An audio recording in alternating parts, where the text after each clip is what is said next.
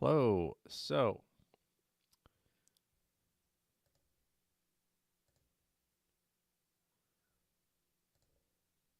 we are now looking at Luke chapter 23. There's only one more chapter in the Gospel of Luke.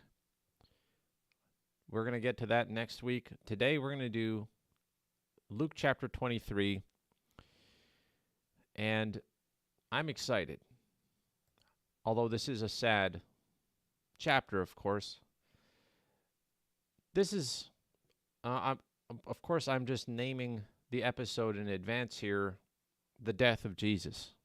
So this is not a happy chapter, but in a way it is because, of course, we recognize the need for this, and we've been building up to that. We've been looking at the need for this to be fulfilled.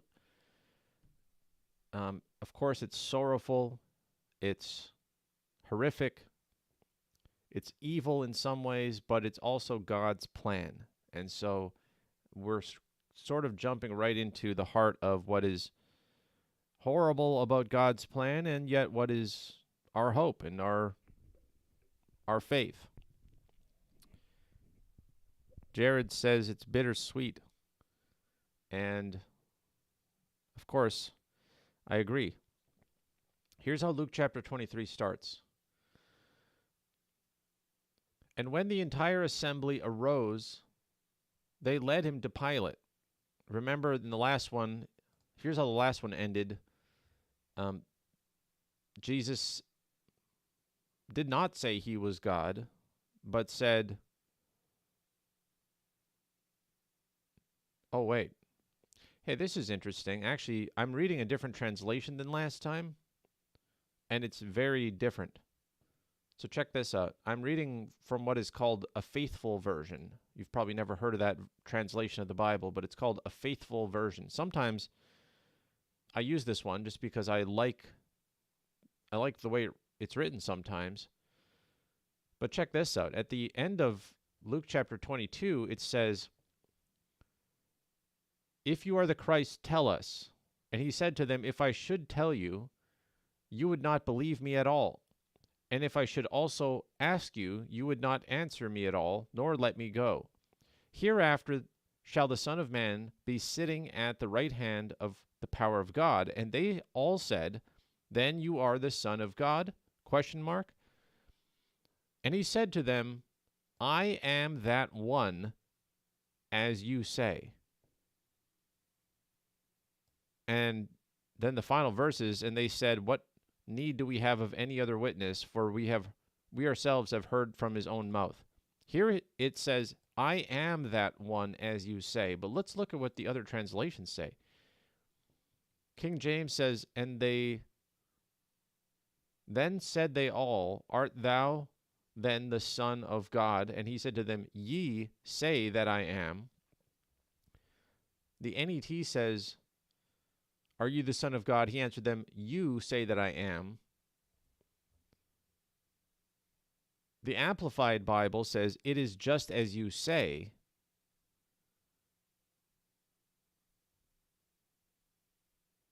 The Aramaic Bible in plain English says, you are saying that I am the living God. And what is called a faithful version, where is that one here in this list?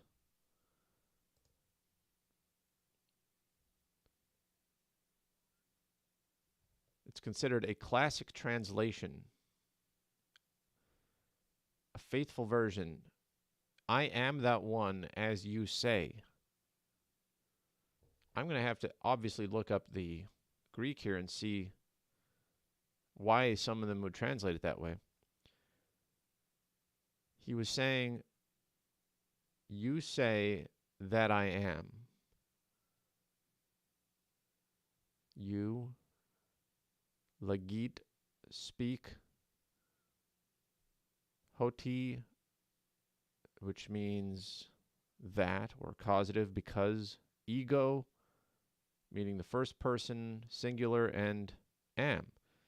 You say that I am. I don't see how you could translate that as I am that one, as you say. I think I think that translation is. I'm gonna have to avoid that translation. It's called a faithful version. I've never seen them twist it around that much. I'm pretty sure Jesus did not just outright say, "I am that one," as you say. All right. Well, that's interesting. Then we will continue with the NET. Let's try that one. Parameter on YouTube says, "Good evening. Thank you and God bless for the late night study." Hey, it's fun. And look at this. We got 38 people joining already. The party is starting. Everyone's joining. Wolfpox Clips sending gifts as per his habit, and I appreciate that. Everyone should follow Wolfpox Clips because he does exactly what you think. He creates interesting clips of my videos and posts them separately so that you can get little bite-sized highlights. Max says, "I thought you forgot about us." I didn't forget, but I was distracted and busy. But I am going to do the whole study just like normal today, and I have the time to do that today, so I'm honored and blessed to be able to do this with you guys joining. Autumn Kelly says, "You should make a video of the different translations you use. I've always wondered." And Chris Harris says, "What verse are we looking at? I just joined." We're reading from Luke chapter 23, and we really haven't even started Luke chapter 23 yet. I was just recapping the end of Luke chapter 22 because, to lead into like Luke chapter 23. And I realized that the translation that I was going to use, I don't particularly love it or anything like that. I just thought, why not give it a try? It's called a faithful version. And ironically enough, it seems to have a totally distorted translation of that one verse where Jesus says, "You say that I am." And instead it's translated as, "I am that one as you say." I'd be interested to see what scholars, if there's any debate among scholars about that, but I don't think there is. Most translations are pretty clear. Wolfpox Clips says, "New clips Wednesday to Saturday." Hey, that's awesome. I did not know that. Username Love You says, "Hey brother, glad to be here with you. Thanks for the study." All right, let's actually start reading Luke chapter 23 then. "Then the whole group of them rose up and brought Jesus before Pilate. They began to accuse him, saying, 'We found this man subverting our nation, forbidding us to pay the tribute tax to Caesar,'" that's just completely made up, "and claiming that he himself is Christ, a king." So Pilate asked Jesus, "Are you the king of the Jews?" He replied, "You say so." That's such a, so I come from a tradition of Christianity where you have to be extra, extra honest about everything and totally transparent. And not only are you not supposed to lie, you have to tell the full truth at all times. You can't even disguise anything of what you're supposed to say. That's the kind of honesty that, is in my cultural background. And when I actually read Jesus talking, it's so different. He plays around with the people that are talking to him so often. He messes with them. And he disguises his real meaning, and he speaks in parables, and he changes the subject, and he flips the script on other people and stuff like that, so that he doesn't feel the need to blurt out the whole thing if somebody asks him a question. He can conceal a lot of things. It's not lying, but here, ask him a straightforward question. "Are you the king of the Jews?" He says, "You say so." Well, no, Pilate didn't say so. He asked the question, but he didn't say so. And so that's dishonest in some sense. You could say Jesus is lying. Pilate didn't say that he is, but by bringing up the question, Jesus is basically saying, you're the one who suspects that. You are the one accusing me of that, putting that label on me by interrogating me. You're not letting me just be a prophet or a teacher or whatever. You are bringing up this idea of me being the king of the Jews, right? So I just bring that up because it's a distinction between sort of this truth, the whole truth, and nothing but the truth sort of attitude of a lot of Christians versus Jesus being a little more playful and guarded in how he talks.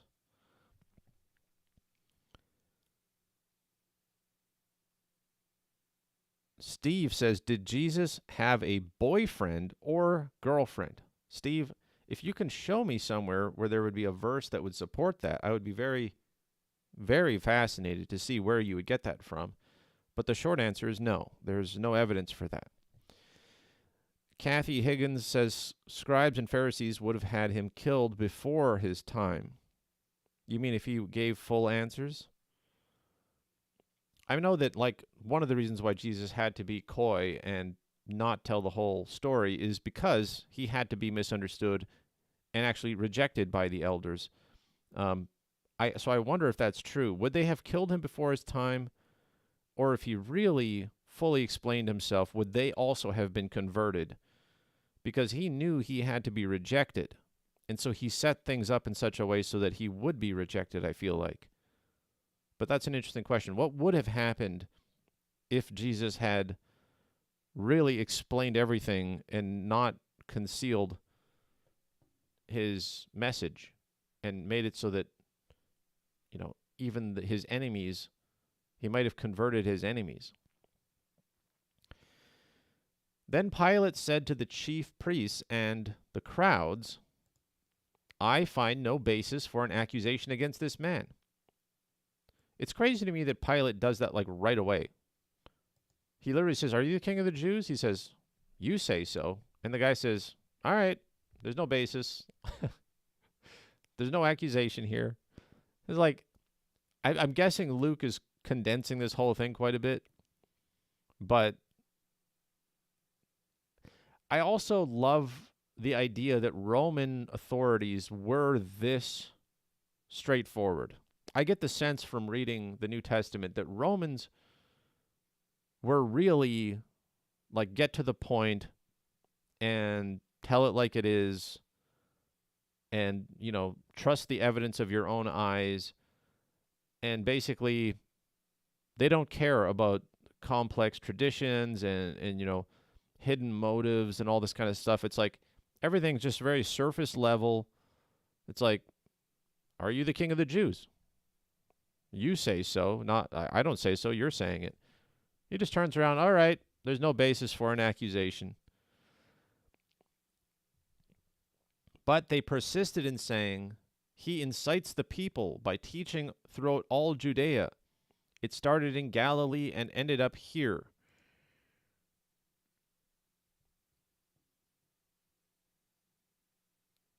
Username, the point of no return says, city people are like that too, so it makes sense. That's true, actually. City people are just, keep it moving. I don't got time for this. Unless it's an emergency, basically, it's not worth my attention. We don't have time for all this nuance and individuality. We have to just prioritize the flow of more important matters. And I didn't grow up in a big city, but that's something that catches me off guard anytime I'm in a bigger city, is just how much of, how big of a signal you need to send before anyone would even turn around and look. It's there's a certain amount of chaos that is just accepted, and beyond that. So if Jesus isn't really causing problems, if it isn't literally burning and destruction and rioting, so what if he's teaching things and causing somewhat of a commotion? That's not a big deal to the Romans compared to, let's say, the Zealots, who were assassinating Roman officials and trying to overthrow Rome. Like, Jesus is very moderate and peaceful by comparison. Verse 6, now when Pilate heard this, he asked whether the man was a Galilean. When he learned that he was from Herod's jurisdiction, he sent him over to Herod, who also happened to be in Jerusalem at that time. Interesting. So Romans, again, are very about jurisdiction and proper procedure. They don't want to even deal with something if it's not part of their specific delegation, their specific district. Like, send it to the appropriate person, file it under this category, what is the accusation? It's the very modern sense of a bureaucracy, a power structure. For as much as it might seem like they're power-hungry and ego-driven, Romans were very systematic. And the Jews are more like, at least in these stories, they're more conspiratorial. There's a lot more, games being played and secrets going on. And the Romans are just sort of blatant and trying to be efficient and organized. They're still not good, but they're not, dealing in the shadows and stuff like that. They're just sort of outright brutal, in your face, making decisions and trying to keep things under control, because obviously that's what you do when you have an empire. You just need to keep everything in control, and that requires a certain amount of efficiency and just realism about what's going on. So he sends him to Herod's jurisdiction, I guess because Pilate was more in charge of Jerusalem itself, whereas Herod was over sort of the larger district of Galilee and the rest of Israel. That's what I would think. But he happened to be in Jerusalem because it was the Passover, I think. I think that's what's going on here. So when Herod saw Jesus, he was very glad, for he had long desired to see him, because he had heard about him and was hoping to see him perform some miraculous sign. Whoa. That's usually not a good thing.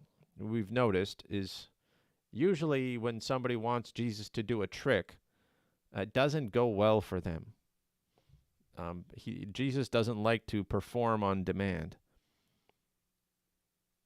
Guys, if you're liking this, tap the screen, hit the share link. Wolfpox Clips, I appreciate the gifts. On YouTube, if you're watching, hit the plus or the like button and press the share thing as well, and get a little bit more activity around it. And then, we're getting into the death and murder of Jesus here. So very important to read the actual story from the Bible itself and pay attention to the details, and not just sort of have this vague idea of the story of Jesus's conviction and his death and all this stuff, but really read it for ourselves so that we don't have to trust other people about it. We can go right to the source. So Herod wants to see a miracle from Jesus. He's actually very glad and had desired to see him for a long time. Now, I would have to do some research on this, but I assume, based on some things I've heard in the past and what's going on here, this is not the same Herod that was in charge when Jesus was born. Because Herod was sort of like a title or a series of rulers, I think, I've heard. And one of them was really terrible, the one that killed John the Baptist. But would they have changed in that time? This might be the same Herod. Why would he kill John the Baptist and then love Jesus. That's kind of, I wonder about that because I know that Herod was in charge of a lot of construction projects. He built the second temple. It was pretty new by the time Jesus came by, and they were all very proud of it. But he also was like into some sort of weird incest stuff and killing his own family members. And Herod was a very evil man, but he did all these things to try to impress the Jews and legitimize himself as this king.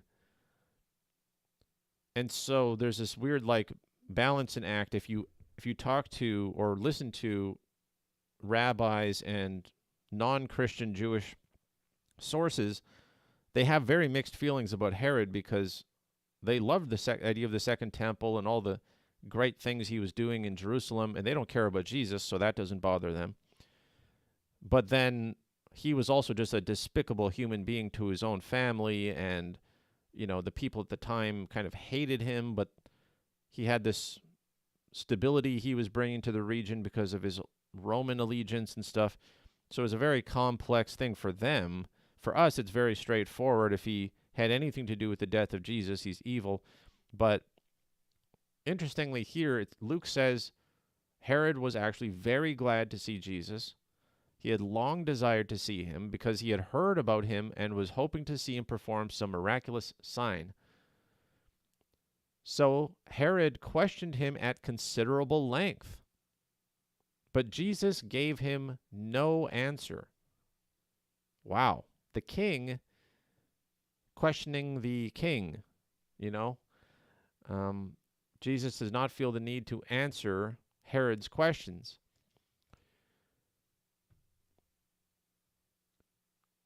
The chief priests and the experts in the law were there vehemently accusing him, meaning they very strongly were accusing Jesus. So the chief priests and the experts in the law, which I don't know if that's the Pharisees. I don't think Luke would stop short of saying Pharisees if the experts in the law were the Pharisees.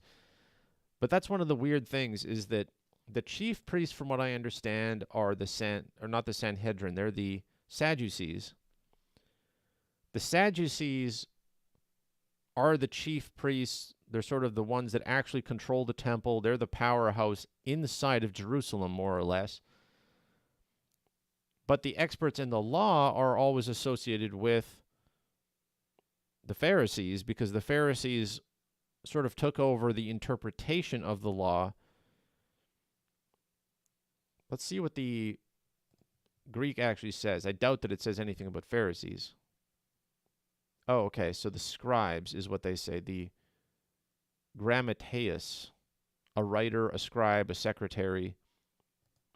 So this isn't even necessarily, according to the Greek, this isn't necessarily the experts in the law even.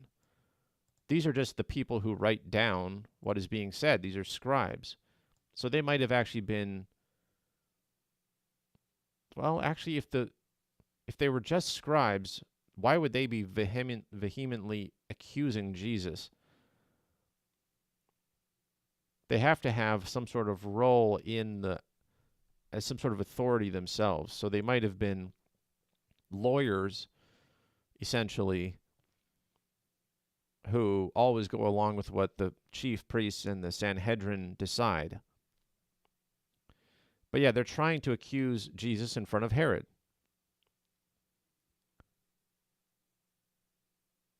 The point of no return asks, didn't he have a change of heart? It wasn't to be any other way. Herod didn't want Jesus to die. Well, let's continue reading because I'm now a little bit confused about what this Herod was really after. Chris Harris says possibly because the scribes were loyal to the chief priests. Yeah, I think the scribes weren't really authorities, but they were sort of lackeys. They were like lawyers who were working on behalf of the ruling class, is one way of thinking of it.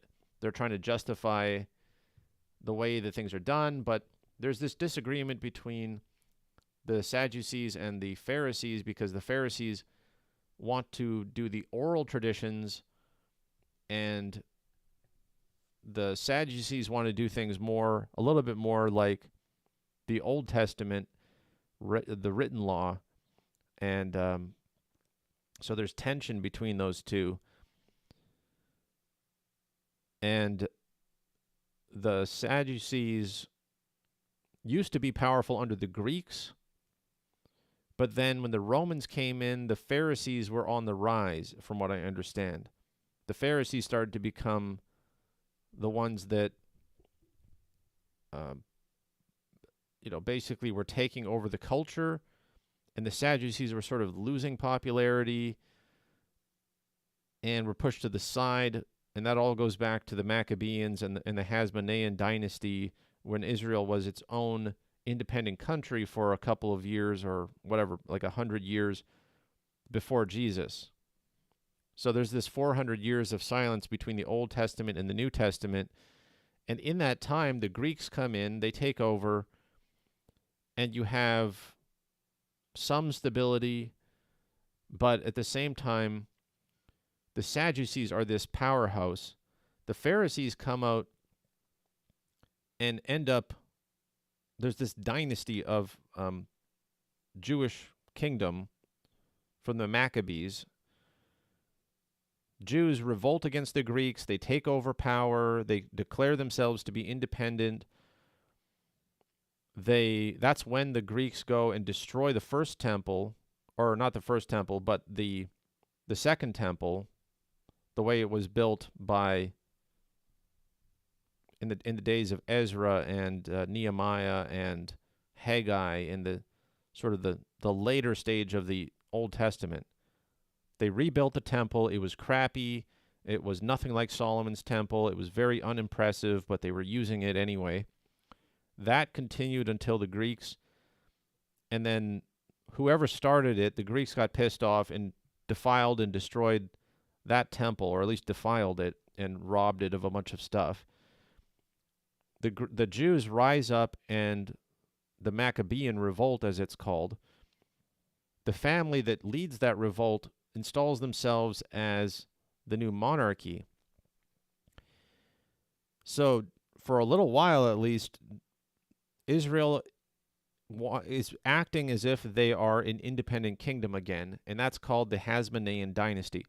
During that dynasty of a couple of generations of these kings, who, by the way, are not qualified according to the Bible, they're not from the line of David, they are just some guys who took over. But you won't hear that from Jewish scholars. They want to claim that that was a legitimate monarchy. Anyway, they end up going and getting into such a predicament that there's a queen. Let me look it up here, because a lot of this is in the book Rabbinic Judaism Debunked, which is an amazing book, very, very short, large text, only a couple pages, but very valuable. And they talk about the queen. So here's what it says. I know that this is a sidetrack, but I find this very interesting. It's a chapter 2 called Game of Thrones. It says, how did the Pharisees manage to take the mandate, which was initially given to the Torah by the Torah to the priests, and claim it as their own? How did they become the absolute authority over Judaism?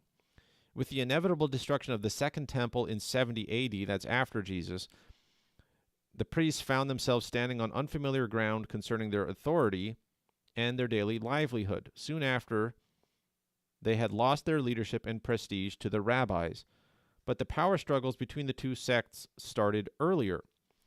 A testimony to the fierce dispute between the leading sects of the Second Temple period is found in the Dead Sea Scrolls, where it is said about the Pharisees, deceivers of Ephraim, which by their lies of teaching, tongue of falsehood, and language of fraud will mislead many. The leader of the Pharisees is described by the Dead Sea Scrolls as the preacher of deception and the man of mockery, and he is accused of misleading many with his deceitful teachings, even of detesting the written Torah. It then goes on to talk about what Josephus wrote about them. The Pharisees commanded Israel with traditional laws which were never a part of the written Torah or written law, and therefore were rejected by the Sadducees, who argued in favor of sticking to the text alone. That's what we would expect. This is from Rabbinic Judaism Debunked by Eitan Bar and Golan Brosh. It's published by One for Israel Ministries, which is a very impressive ministry from what I can tell. They try to get Jews to realize Jesus is the Messiah, and they actually use Hebrew, and they go to Jerusalem, and they're doing a big fundraiser right now and stuff like that.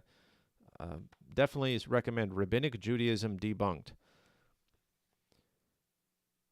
So here's what it says.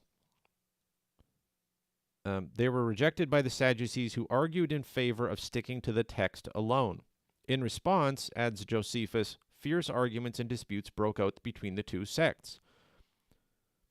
Josephus, along with several rabbinic writings, document the political rivalry between King Alexander Yanai and the Pharisees, which led to the crucifixion of 800 Pharisees.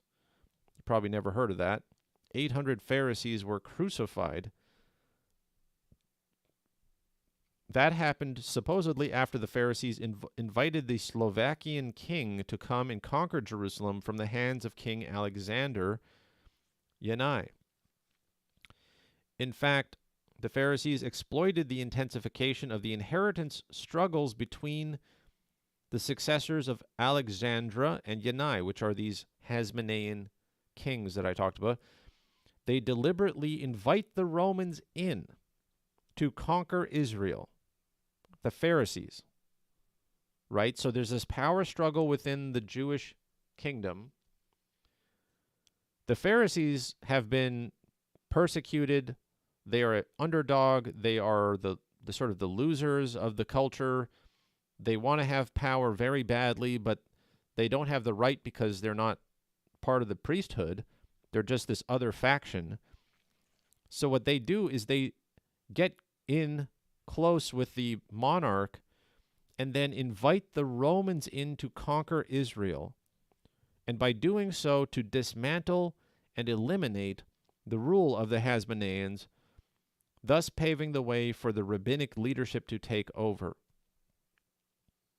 And that was when Queen Alexandra was in charge. So it says that she was fond of the Pharisees and enabled them to expand their influence among the people of Israel. During Alexandra's days, the Pharisees started spreading their teachings and imposing it even on those who opposed them. So this book details the, not at super great length, it's a very compact book, but it does explain how the Pharisees got into a position of power by the time Jesus was there, because that's only a couple decades before Jesus. And so here you have the chief priests and the scribes accusing Jesus in front of Herod, and it's not clear to me what Herod's motivation is. It's not clear to me exactly what the chief priests and the scribes here are, why they hate him so much. The Pharisees, this whole scene is a little bit complicated, because the Pharisees are definitely bad. They're lying to the people. They have their false traditions. But the Sadducees don't seem good either. They're the ones who actually control the temple and are, end up conspiring to kill him and want to control Jerusalem. I guess they want to make sure that he doesn't lead a bunch of people into messianic worship instead of sort of this traditional temple process that they wanted to have. So it's very interesting how little is said in the Bible, but how much is actually there once you know some of the background. Rita on YouTube says, I enjoy listening to Terry. God has truly blessed him. He is so knowledgeable. I always learn something new with his shows. Well, Rita, thank you very much for that. I enjoy doing this kind of research and being able to present it in a way that actually helps somebody is the best thing I could think of. It's, you know, I never wanted to be in a university and, just talk with other people who are scholars or anything like that. I always wanted to, whatever I learn, I wanted to actually share it with real people who are interested in it and see if I can communicate it in a way that is useful. I think that's why what the Bible talks about when it says we should be the salt of the earth. The salt is the thing that actually makes the Bible interesting, and so that's why I emphasize it, and why I try to do real live streams like this. Weston on TikTok says, side note, your lessons about Revelations on the whiteboard has reinstalled my faith. Thank you. Well, thank you, Weston. The whiteboard lessons I haven't done in quite a long time now, but they are on YouTube, fully compiled. My original series, 140 parts, compiled on YouTube. So if you go to my YouTube channel, you won't miss anything that I posted the first time around. I use the whiteboard. I show you the verses. I try to explain it as best I can, and I think it's powerful. I definitely recommend people go back and watch those. And, of course, on this account, I also have quite a bit of videos about Revelation as well. So take it, watch it, spread it around, share it with people. And I do think I can see why it would boost someone's faith, because it did that for me when I was doing my studies.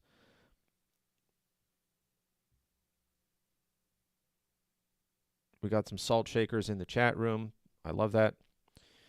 JC says, this is the first time I'm hearing from you, brother, and I felt its detailed study. Thank you, brother. Well, my pleasure. I always like to see new people.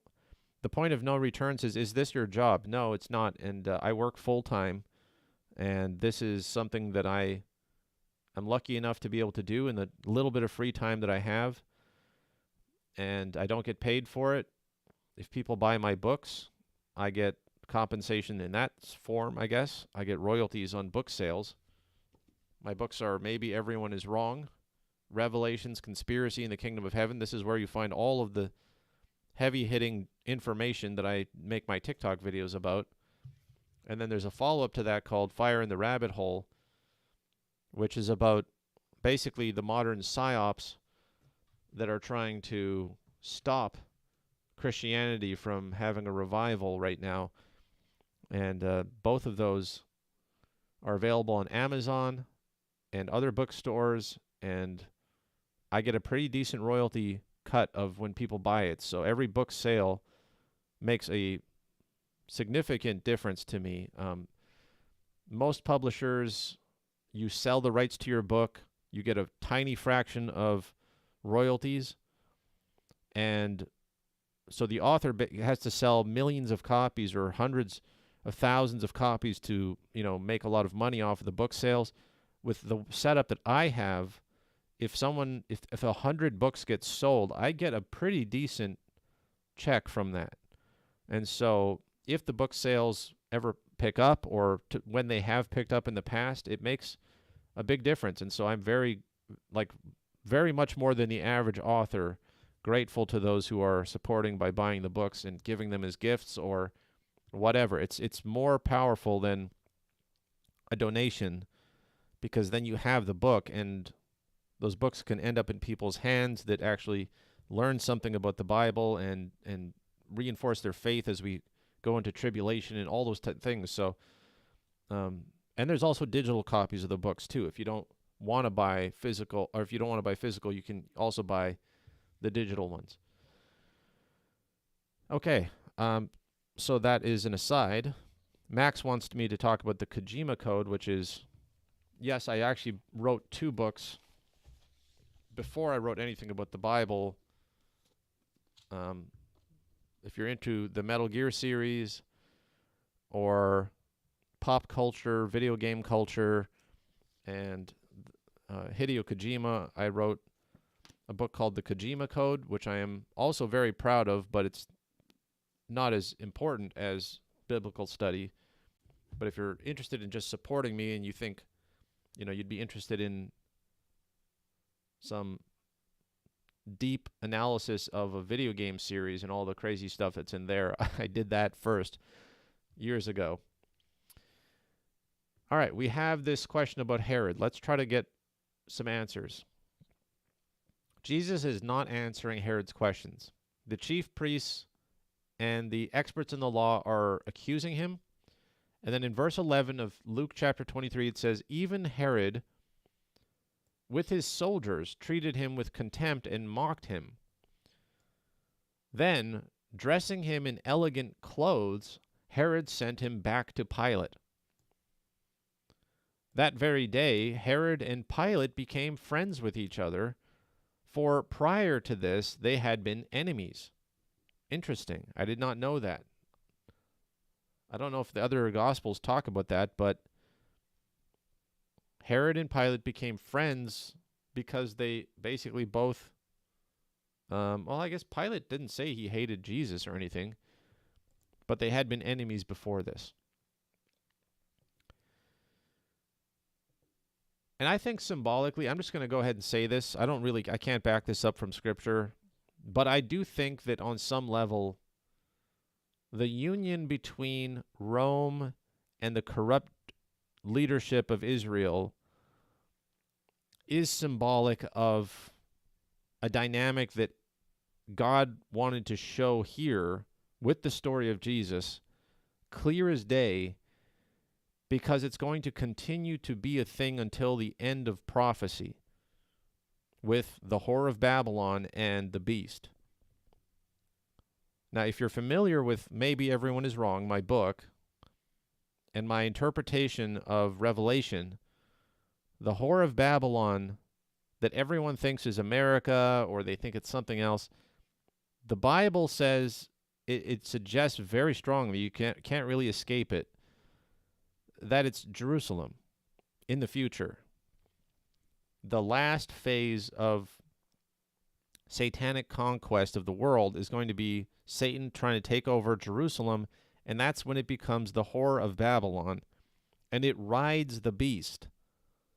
It rides on it. It is not the same as the beast. It is riding the beast. The beast is different. The beast is separate. The beast is older than the Whore of Babylon. But by riding the beast, which is Rome, they make this power couple. Well, what do you see in the gospel itself? You see the chief priests teaming up with Rome to kill Jesus. Now, is that a coincidence? That it ends the same way it began, the persecution of Christians, the Green Rider, the death, the big tribulation that kills the Christians, is a team-up of Jerusalem and Rome, according to Revelation, and then that starts here with Jesus, and you see it. You see how Rome and Jerusalem were combining to try to stop God, to try to stop the Messiah. And I feel like that's symbolically right there in the text, but it's not clear enough that people notice it. Chris Harris says there is legislation put into place to outlaw talking about Christianity in Jerusalem. We talked about that the other day. Technically, no, it is not happening. That proposal has been shut down, but they did try to introduce it. It's not being put into place yet. It's just being talked about and presented. But yes, in Israel, there are movements trying to stop evangelism. You can get arrested for up to 2 years if you preach to a teenager or younger about Jesus. So they're trying to eliminate the gospel by law in Israel. Now, whether or not that actually happens, down the road, right now Israel is in utter chaos. There's millions of people in the streets. We don't know what's going to happen there. But whatever happens, I do believe that Jerusalem will become what the Bible describes as the Whore of Babylon, that it will be the most rich nation in the world. It will be the center of all global commerce. I believe that might happen through them controlling cybersecurity, because as we move into digital currencies and we move into the digital era of finance and central bank digital currencies, the people who will actually control the world economy will be those who can hack and those who can disrupt cyber systems and those who can infiltrate computers. And Mossad and Israel are basically the number one cybersecurity experts in the world. Like, not even close. They're the ones who did Stuxnet and shut down nuclear reactors and all sorts of stuff using these viruses. Yes, they took a bunch of their techniques and data from the CIA and stuff like that, but they're the ones who actually have the gall, the chutzpah, to actually do the cyber attacks. And so by that, they might be able to create roadblocks around everybody else so that they have to, all global finance might have to go through Israel because they have the only secure system that can't be hacked. Now, that's just a completely out there theory, okay? I'm not alleging that that's true. I'm not saying that's happening. This is speculation based on prophecy and certain trends in cybersecurity. That's just my personal theory. But if it were true, that would make Jerusalem the richest nation, and everyone would have to do commerce through them. And they are also physically and geographically located at the nexus point between Africa, Europe, the Middle East, the Far East, the Silk Road, and the Mediterranean Sea, which brings out to all the ports in the West and stuff. They are physically located in a position where they could be the hub of all global commerce, which is a big thing about the Whore of Babylon. That's a bunch of speculation, but I do find it very interesting that you have this partnership between corrupt Jewish leadership in the Bible, plain as day, Herod becoming friends with Rome. Herod himself was half Roman and tried to build all these Roman big architecture projects, and he's the guy that rebuilt the Second Temple, and really it's the Third Temple, if you want to be technical. But yeah, there's a team up there that might still be relevant in the last days of prophecy.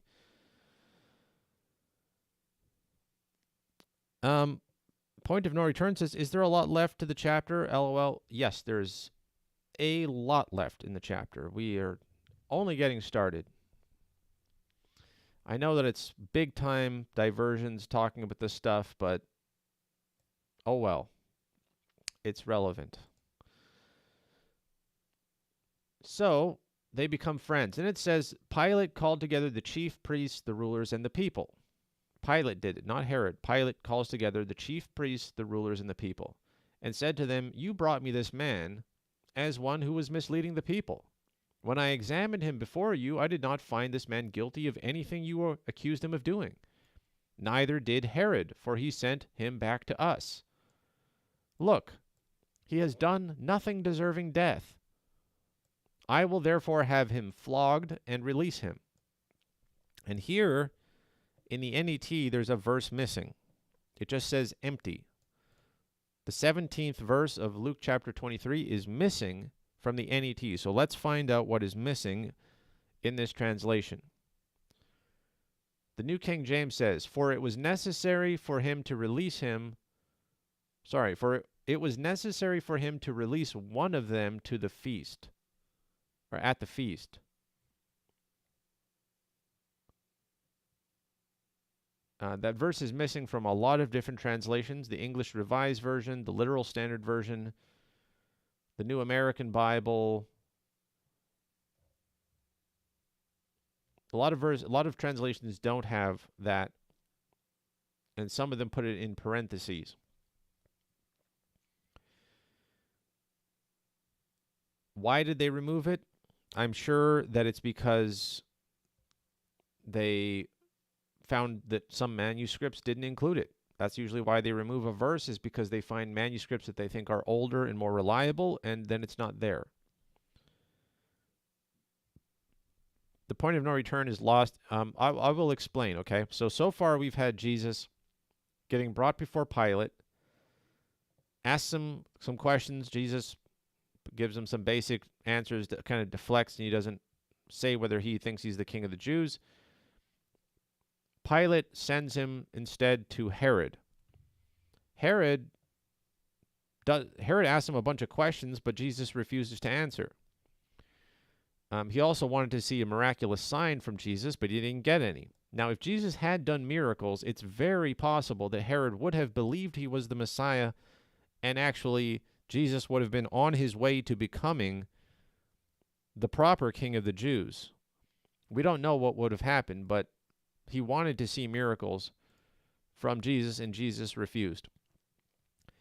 Herod then mocks him, puts purple royal clothes on him to mock him, to make him seem like he's the Messiah, he's the king, because when you dress someone in purple, that's what you're saying.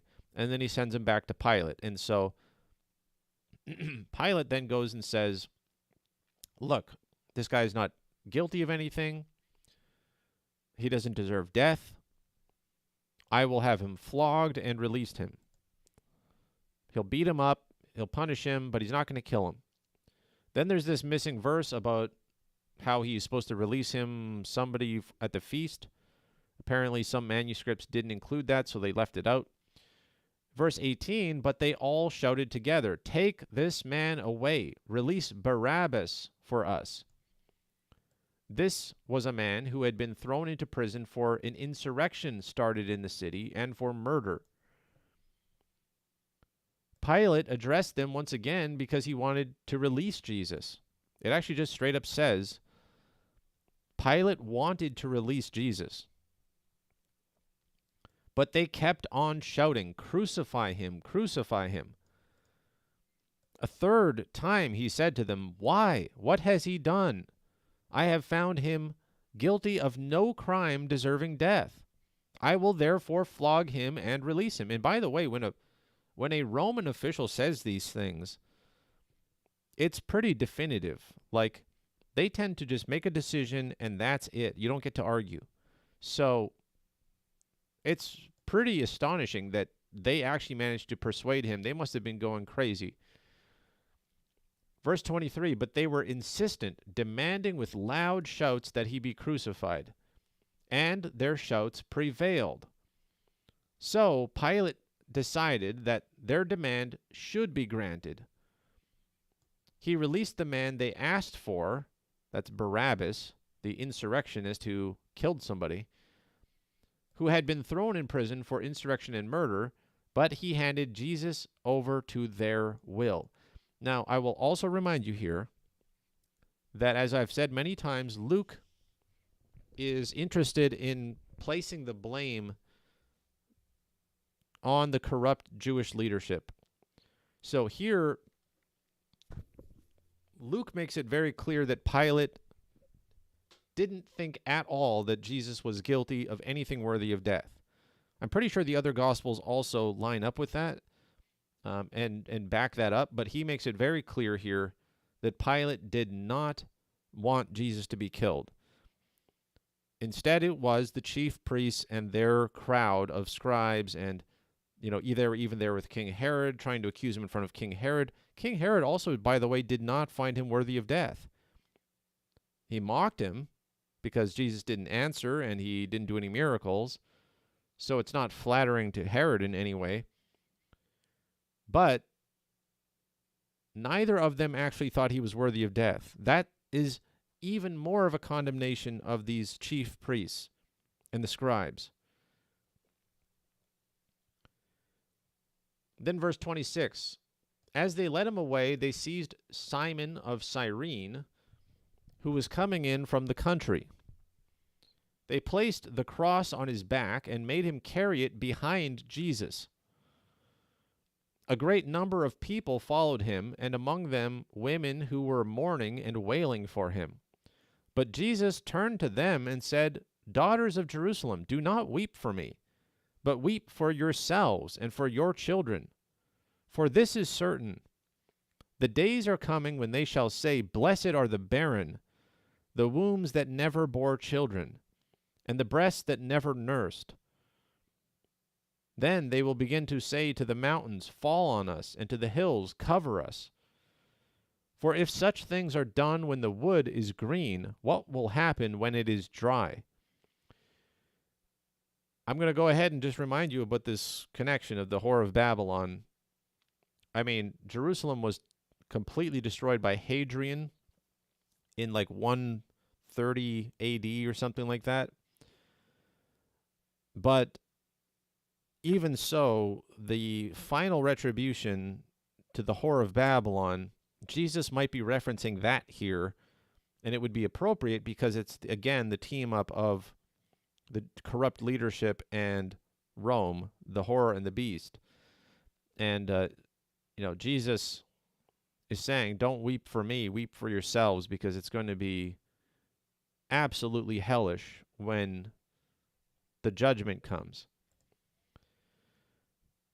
Verse 32, well, actually, is there anything else there? Simon of Cyrene having the cross on his back. I don't really understand that. They made him carry it behind Jesus. I guess Luke found the actual guy who had to carry the cross for him. Obviously, a lot of Gospels make it so that Jesus is the one carrying his own cross. Simon of Cyrene can't be Peter. So, because he's from Galilee and whatever. It says he was coming in from the country. I don't understand Simon of Cyrene. I might have to look that up, or let's look at a different translation. And as they led him away, they laid hold upon one Simon, a Cyrenian, coming out from the country. Okay, so that's definitely not Simon Peter, and I guess Luke just decided to document the actual person's name. And it doesn't seem like Jesus is carrying the cross himself, which is obviously interesting because he says we're supposed to take our cross and follow him.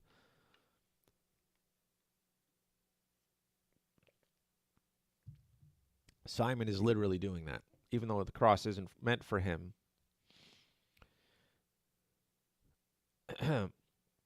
Verse 32, 2 other criminals were also led away to be executed with him. So when they came to the place that is called the Skull, they crucified him there along with the criminals, one on his right and one on his left. And then in parentheses it says, but Jesus said, Father, forgive them, for they know not what they are doing. Or they don't know what they're doing. Then they threw dice to divide his clothes. The people also stood there watching, but the rulers ridiculed him, saying, He saved others. Let him save himself, if he is the Christ of God, his chosen one. The soldiers also mocked him, coming up and offering him sour wine, and saying, If you are the king of the Jews, save yourself. There was also an inscription over him, This is the King of the Jews. Edward Novick says, I think he was just too weak after all the torturing. Yeah, that's makes sense when you hear about the description of how he's tortured. Luke's account here is, again, Luke tends to not expand on some of the things the other Gospels focus on. Here, this story is pretty condensed.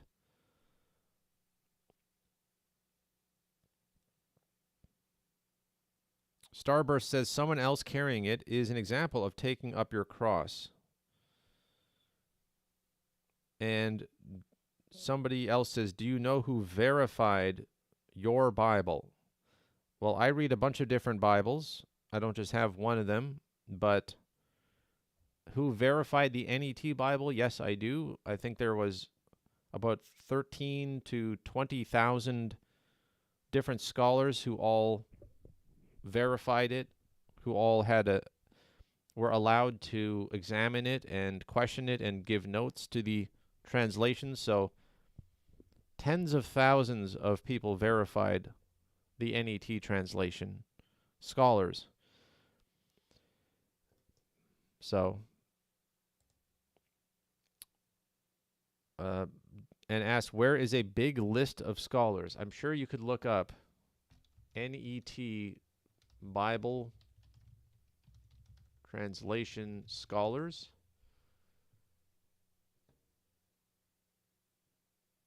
And find some information on that.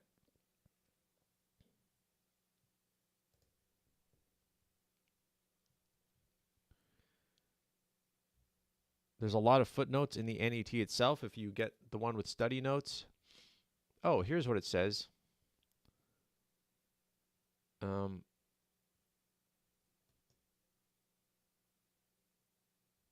NET was initially conceived at the annual meeting of the Society of Biblical Literature in 1995 in Philadelphia, Pennsylvania.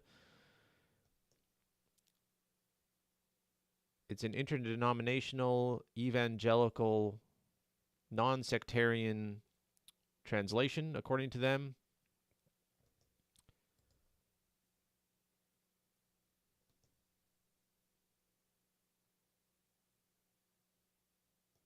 Let's see here.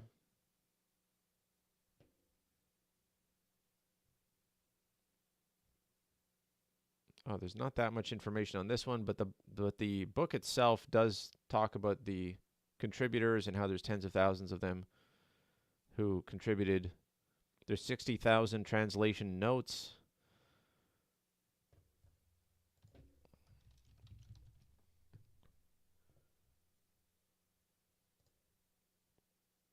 netbible.com has its own website you can go check.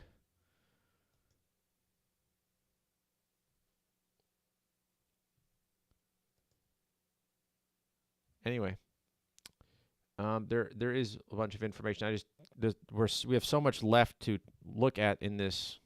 We're not even halfway through the chapter, so I have to keep going here.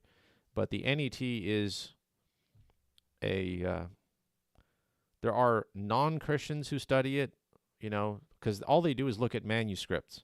And if you know anything about translation and you know anything about the NET and how they did their operation, there's just manuscripts. And whether or not you believe or don't believe, these are the manuscripts. And so they translate based on, they're based on what objective scholars think about them. Because it's just text, and you can agree or disagree with what the text says, but that's different than the translation itself. Lindsay says, any thoughts on the MEV version? It's the only one I have. Is that the... No, I don't know which one that is, so I can't say anything about it. Okay.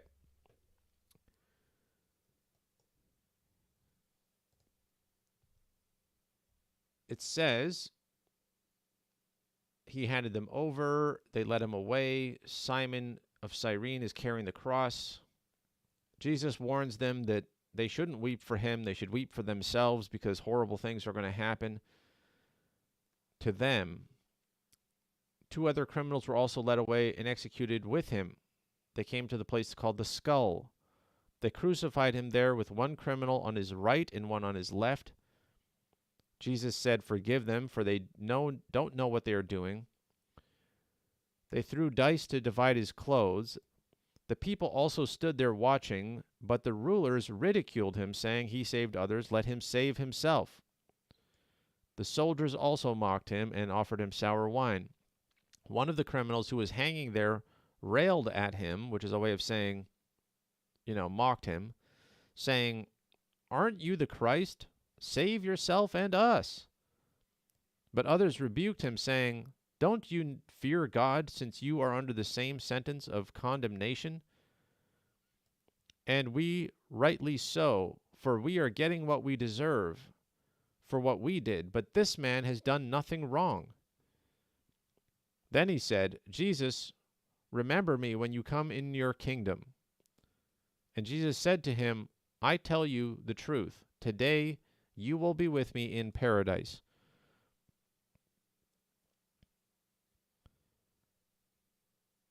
This user on TikTok is telling us that it's all made up. This is all made up, and that there's no non-religious citations or references. So, we have one of the world's foremost scholars here in the chat. I don't know if you guys are aware of this, but this guy is probably a world famous expert on the subject, and he just debunked the whole Bible in like 2 sentences.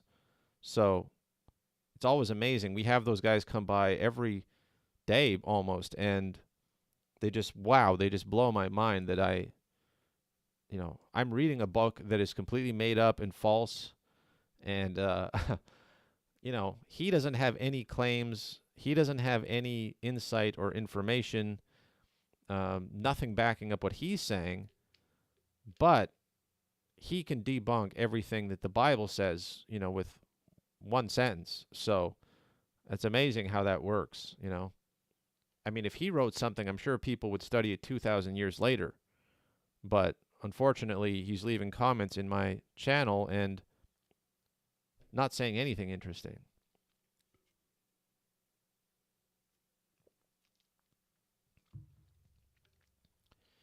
So Jesus says to this guy, I tell you the truth, today you will be with me in paradise. And we can unpack the implications of that. Actually, I'm going to do it really quickly because it doesn't actually take that much. The idea that everybody goes to paradise as soon as they die is not in the text here. That is not what this is saying.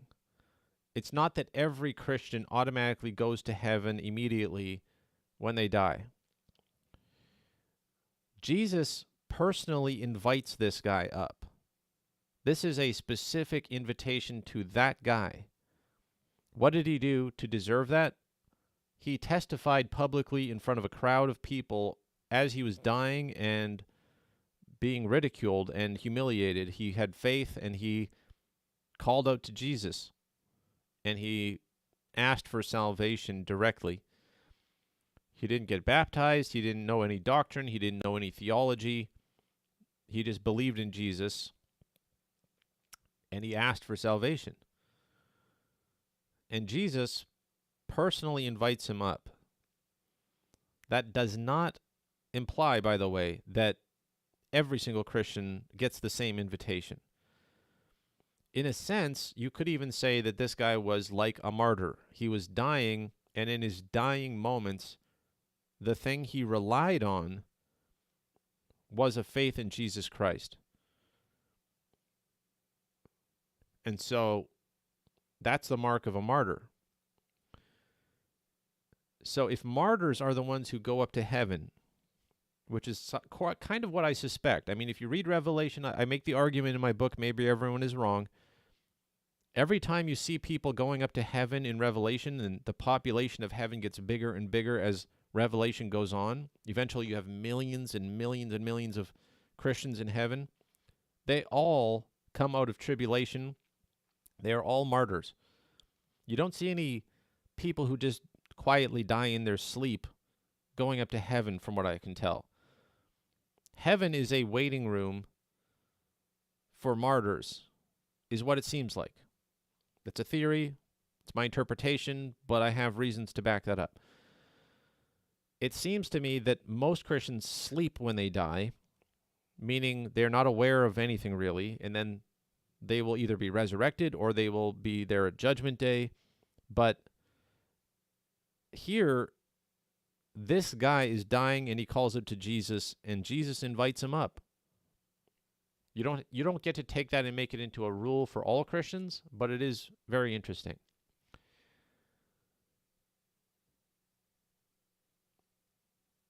Verse 44 says, "It was now about noon, and darkness came over the whole land." So in noon, it becomes dark at noon over the whole land until 3 in the afternoon. It becomes dark. The sun's light failed, it says. The sun itself in the sky, that's how much darkness was ruling over the world. Now, I believe this is literally true. Of course, people would say this is an eclipse. Whether it was an eclipse or not, I'm interested in the fact that it says the whole land. It doesn't say everywhere in the world. It says the whole land, which could mean a regional area. What is this thing happening in the chat, by the way? There's a bunch of people talking about Simeon in the chat. What is interesting about this? Simon of Cyrene. We talked about him. What else is there to say? I mentioned the idea of carrying your cross. User 46 says, nothing on Simeon? Typical. Are you talking about the guy carrying the cross? I don't understand what the problem is here. Look up his son? How am I supposed to look it up? I don't know what you're talking about. I think we might be getting some trolls in the chat. I don't know what's going on. Anyway. So the sun becomes dark for 3 hours. It says the sun's light failed. The temple curtain was torn in two. The temple curtain was torn in two. Then Jesus, calling out with a loud voice, said, Father, into your hands I commit my spirit. And after that, after he said this, he breathed his last. So Jesus personally volunteers to send his spirit back up to the Father. He has the power to do that. We don't have the power to do that. We rely on Jesus to save us. But this is, again, showing that he has the power to do this. And he was not killed. He did not die from his wounds. He decided to commit his spirit to the Father, and he breathed his last.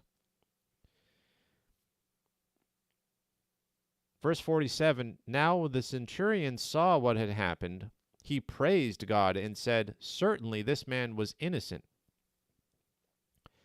And all the crowds that had assembled for this spectacle, when they saw what had taken place, returned home beating their breasts,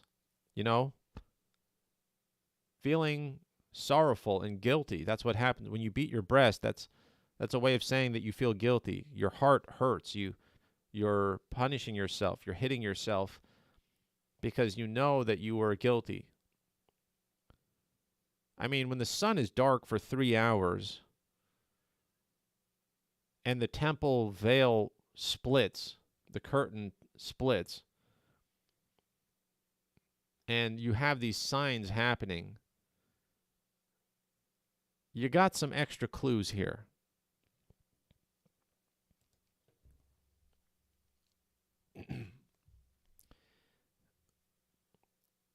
We're getting close to the end here, so I'm going to take another question from this troll in the chat. He says, couldn't there have been another way for Jesus to go back to heaven instead of being tortured to death? Yes, very much so, absolutely. He could have gone back to heaven without being tortured to death. In that case, what would have happened is that prophecy would not have been fulfilled. And the atonement that is the guilt that you and I and everyone else, our sins were symbolically placed on Jesus when he was dying, and he died in our place so that we don't have to die. He, an innocent man, died so that, legally speaking, on a cosmic scale, a spiritual scale, our penalty was given to him. We're still guilty, but our punishment was given to him instead. And so he could have gone to heaven without that, but then we would all be condemned. And instead, now, we can ask Jesus Christ to save us. We can trust in his sacrifice, and the penalty for the sin that we commit is what he suffered. We should have been killed instead. we should be. But instead, he was killed. So, to answer your question, yes, he could have. And, hey, Point of No Return says, who doesn't know this already? I guess a troll. You never know. Some people are never properly told why Jesus died. He says, so Jesus died for everyone's sins? Is that what you were saying? Yes, that's what I'm saying. So, these people are beating their breast. They're feeling guilty. They recognize that this was bad. It says, all those who knew Jesus stood at a distance, and the women who had followed him from Galilee saw these things. So they were following all the way from back in Galilee, which is, right from the beginning. And then in the last couple verses here, we have, now there was a man named Joseph who was a member of the council, meaning the Sanhedrin, a good and righteous man. He had not consented to their plan and action. He was from the Judean town of Arimathea and was looking forward to the kingdom of God. He went to Pilate and asked for the body of Jesus. Then he took it down, wrapped it in a linen cloth, and placed it in a tomb cut out of the rock where no one had yet been buried. And it was the day of preparation, and the Sabbath was beginning. The women who had accompanied Jesus from Galilee followed, and they saw the tomb and how his body was laid in it. Then they returned and prepared aromatic spices and perfumes. On the Sabbath, they rested according to the commandment. And that's the end of this chapter. There's literally one more chapter after this. We'll get to that next week. But that's where it ends here, is the death of Jesus and his burial. And this Pharisee named Joseph, who was a member of the Sanhedrin, who goes out of his way to make sure that Jesus gets a proper burial because he was actually looking forward to the kingdom. So we did go over a lot of stuff here. Parameter says, is it literally the temple curtain? I recall an interpretation that says it was a metaphor for the sky. Could we see the interlinear maybe? Oh, interesting. I never heard that it was the sky. Let's see here. The temple curtain was torn in two. Let's look at the interlinear. The sun was darkened. The veil of the temple in the middle. The sun was darkened, and then it says, was torn then the veil of the temple in the middle. So the word to tear is to rend, divide asunder, to cleave, to split. The veil is catapetesma,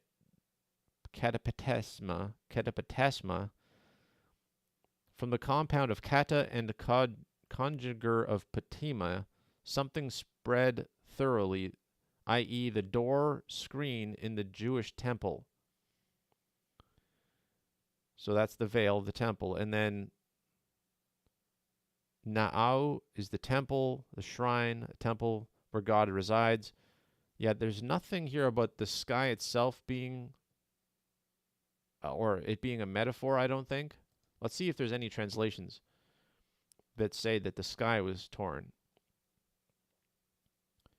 The NET, the New Living Translation, says the sanctuary of the temple was torn down the middle. The curtain of the sanctuary of the temple was torn in the middle. King James says the sun was darkened and the veil of the temple was rent in the midst. The literal translation says the veil of the temple was torn in the middle. Let's see.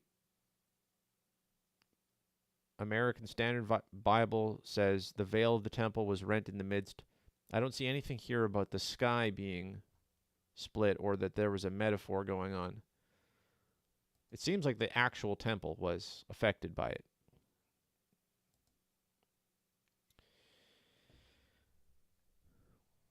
A couple more comments now that we finished the study. Thank you guys for the 15,000 likes, by the way. That's very nice to see. Get some support. Thank you for those who are saying that you're considering buying my book, Maybe Everyone is Wrong, or The Follow-Up Fire in the Rabbit Hole. Let's get some more questions going. If we have some more questions here, I have some more time.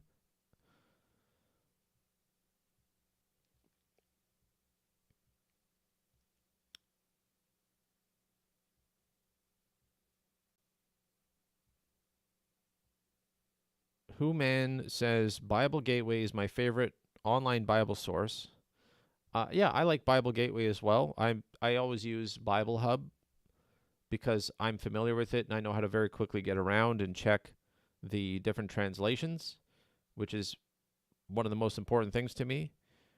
But I'm sure Bible Gateway has very similar function.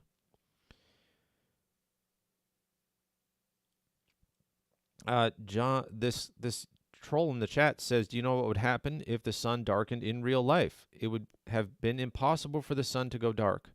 Well, like I said, an eclipse happens, however many times around the world every year.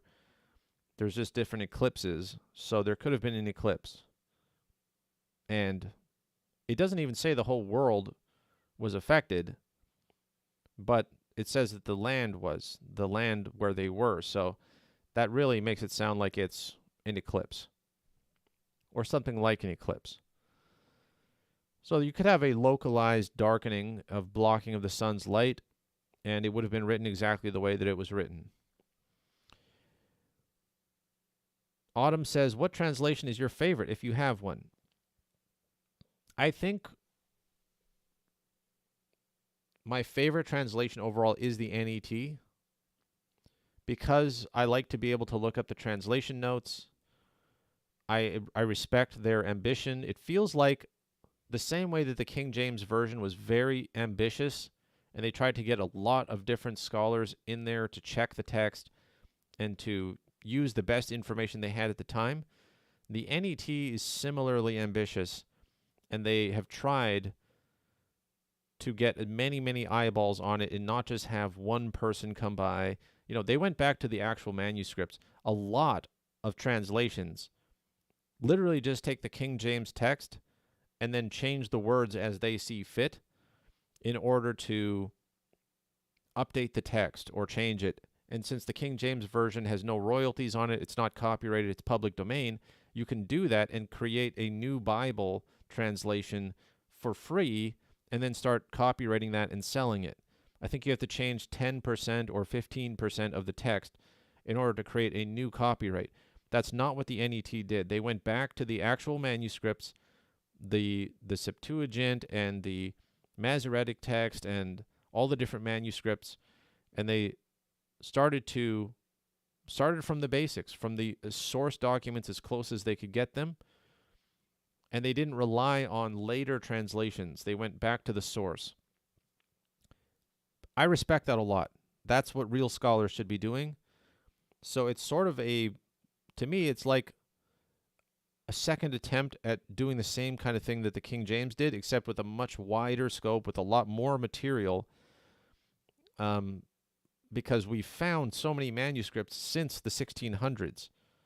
The 1600s, they basically relied on the Latin Vulgate, the codexes that were already around in the Catholic Church, the Masoretic text, which the Masoretic text is not as, definitive as people think it is.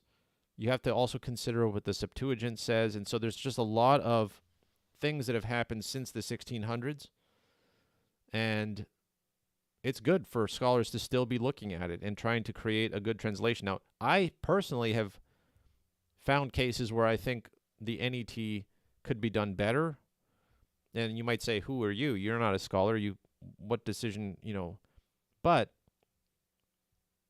it is an art. Even the best translators in the world, even themselves in their own descriptions say, you have to try to balance what is literally being said versus what is literally on the page as the text versus the idea that they're trying to communicate And so if you become too literal, it becomes hard to read. If you become too idea-based, you're not being faithful to the literal words that were used. And sometimes I think they should have gone a different way, right?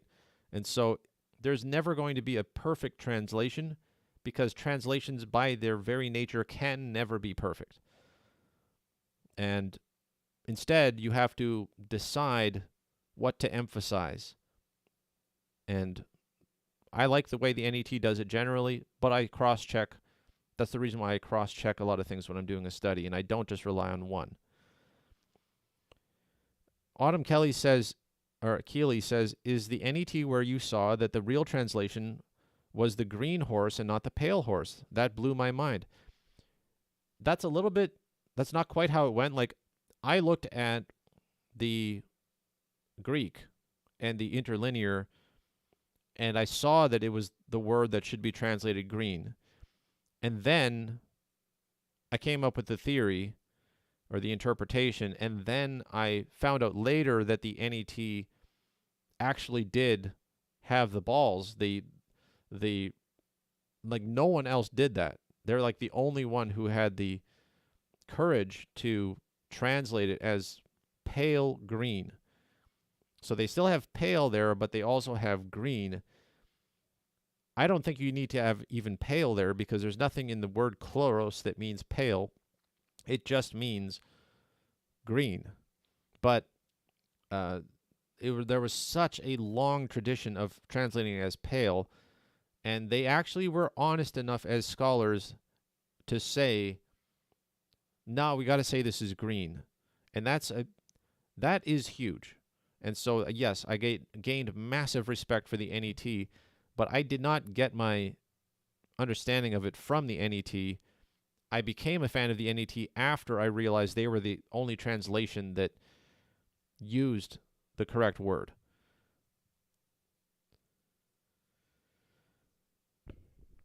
Guys, I want to thank you for showing up even though it was late.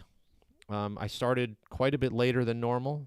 We are now just hitting 20,000 likes.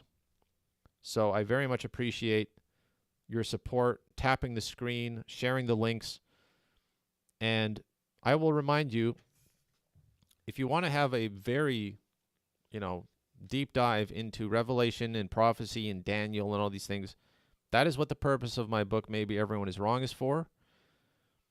I tie together the Whore of Babylon and Rome and the beast, the mark of the beast, the Antichrist, the rapture, the four horsemen, the beasts of Daniel, all these things that if you, and it's written in a way that you can just understand it without being an expert on anything, right? So that's the thing. I want real average Christians to be able to understand history in prophetic terms and where we are in it, and to be comforted by it, to not be scared. And so I really hope you check out the book. You can get an audiobook on my podcast for free. You can get a digital copy for cheap. But if you want to support me the most and also have a physical copy, you're going to want to get the paperback. And if you want to support me a lot and give it to someone else as a gift, people have done that before, and all I hear is good things. The reviews are tremendously positive. And so thank you for those who are giving 5-star reviews on Amazon and other places. Autumn says, getting that for me and my boyfriend to read long distance together. That's awesome. Rox says, great. I just jumped on and thought I was late. Lol, I haven't been getting notifications. Yeah, I tend to get notifications very weirdly on TikTok. And you did catch the end of it, Rox. Chris says, when will we be studying chapter 24 of Luke? Next week, Tuesday, I'm planning on coming back. God willing, we will. Point of No Return says, you like King James Version. You didn't put a question mark on that, but I assume you're asking me if I like the King James Version. Or are you responding to this guy who says, you do know that King James Version didn't have a formal process of verifying King James Bible? Anyway, I do like the King James. I grew up in the King James. Absolutely powerful, beautiful writing. I love One of the things I love the most about the King James is that when you read it, the words stick in your memory because it's so poetic. You know, just by the nature of the Old English. I memorized so many things in the King James. It's actually hard for me to remember it in a different translation now. But there's like a song-like quality. It's like lyrics. So you can remember stuff very well, and it's very powerful to read the King James Version. I love it. But don't get me wrong, I think that in terms of trying to make the best possible translation, we can do better because our English has evolved. We've got more manuscripts to check. We know more about what they probably meant originally than they did back then. The scholarship has advanced since then, and so it's okay to make more translations. And the King James isn't going anywhere. If the King James was in any danger, I would be the first one raising hell. But we still have the King James, thank God. And we can go back and check it every time we want. You know, so go ahead and have a King James, but you're allowed to have more translations. And thank goodness that we have the internet with free Bibles that we can check all these different translations if we want to. JC says, next week, Tuesday, what time will you be online, brother? 7:30 Central Time. Central Time Zone is when I tend to be starting.